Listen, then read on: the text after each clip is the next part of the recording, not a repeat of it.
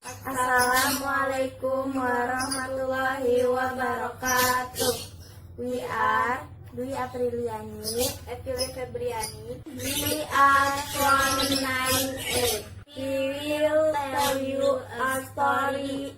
The title is The Tale of Peter Rabbit.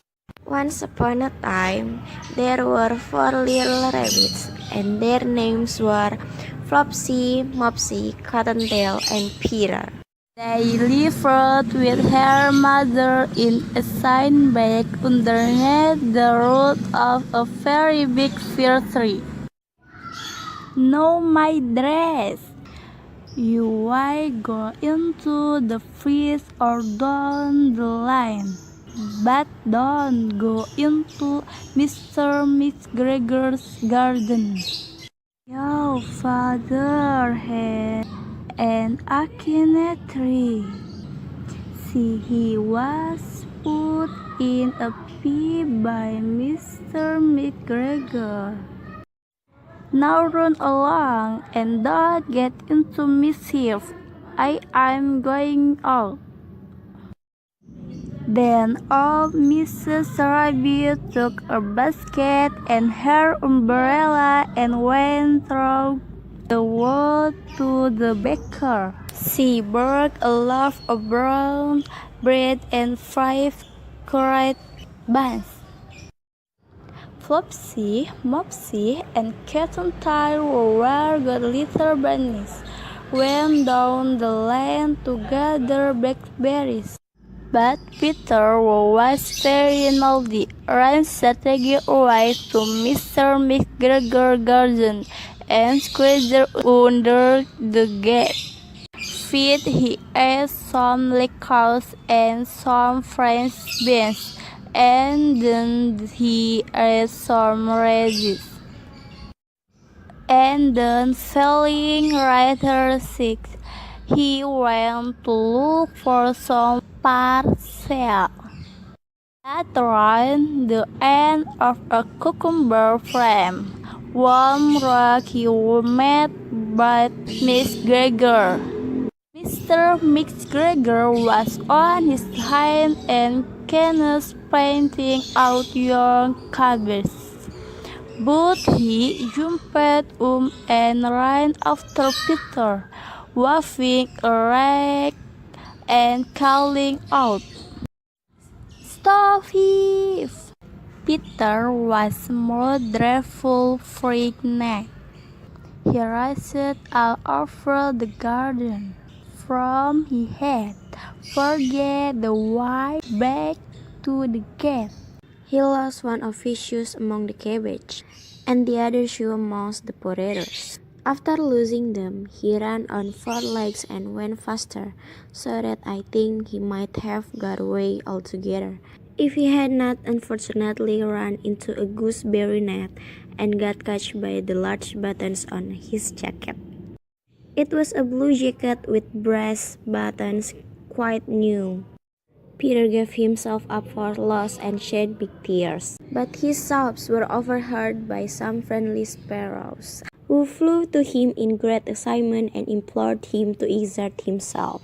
Mr. McGregor came up with a sieve, which he intended to pop upon the top of Peter, but Peter wriggled out just in time, leaving his jacket behind him, and rushed into the tool shed and jumped into a can. It would have been a beautiful thing to hide in, if it had not so much water in it.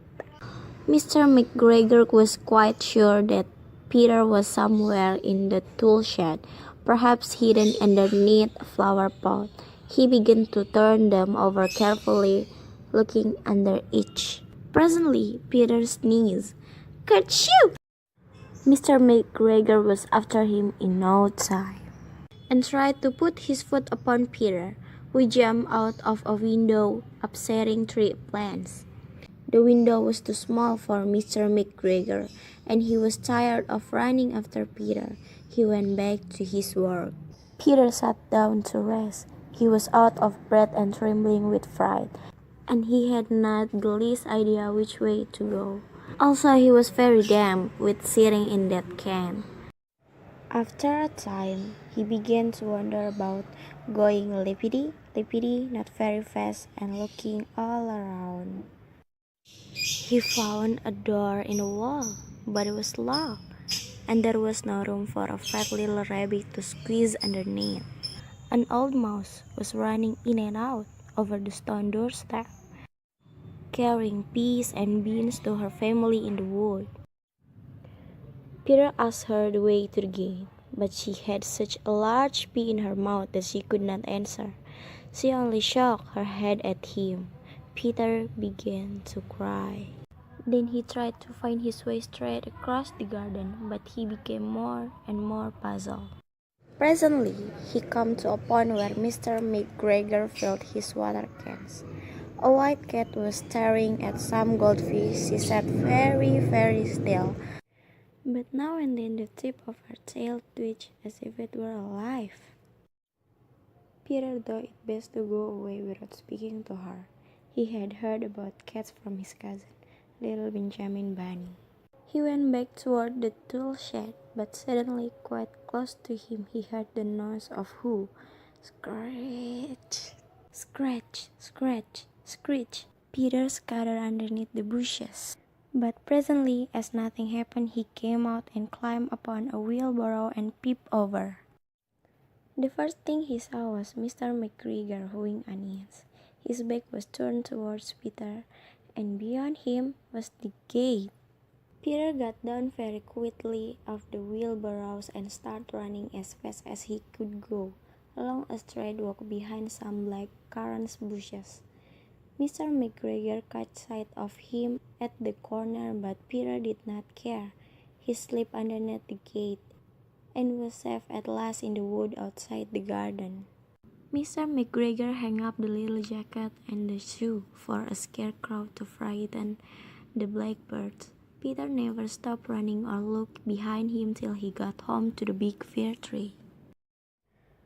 He was so tired that he flopped down upon the nice soft sand on the floor of the rabbit hole and shut his eyes.